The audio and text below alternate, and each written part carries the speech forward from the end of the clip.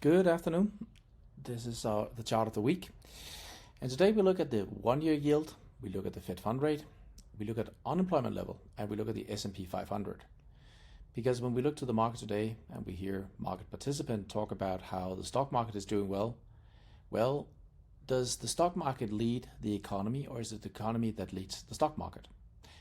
I am in the last camp that actually will see that the economy is taking the lead or has the lead, but it is a common perspective amongst most analysts and economists that it's actually the stock market that tells us where we are at. But if we look here to the back in 2000, we can see how we actually had a recession. As we know, back in 2001, we had the dot-com crisis, and we saw how the Fed was actually starting to cut rates into that situation. Before that, we have seen how the one-year yield has started to decline, and the Fed was actually just following. And the reason they did that was because they could see that the unemployment level was starting to move up. That then put in the top in the stock market, because we actually had the low here in the unemployment back in April of 2000.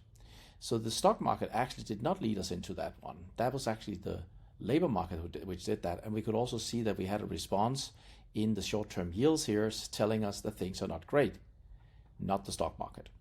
Then we can fast forward to the financial crisis and we can look at what happened here. And again, when the yield starts to decline, we know that something is wrong, especially when we see that the unemployment level is moving up. And again, we can see how the bottom in the unemployment level was all the way back here in March of 2007, even though the stock market actually continued higher until October 2007. That was at a time where we had clear signals, both from the Fed, from the yields itself, and also from the unemployment level, that things were not great. It's from a cyclical perspective, very easy to see how we have these rounding bottoms. And then we have had a long period here of, I would call it unusually low interest rates. And also back into Corona, we could see how things were starting to develop actually already at that point.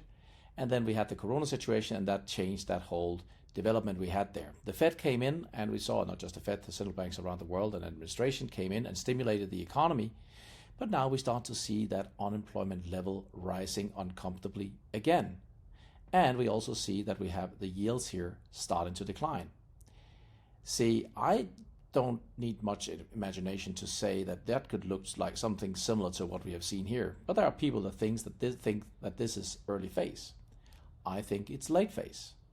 And if we look to the stock market, and for the people saying, oh yeah, but you just need to look to the stock market and what that is doing, well, we know that the stock market is soaring, and we know it's been going much, much, much higher for the last many months and years actually, and it's just soaring into the absolutely extreme here.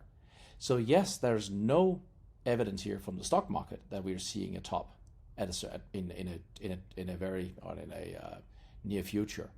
But remember, that was also not the case over here or here.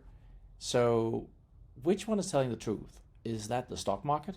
Or is it the real economy?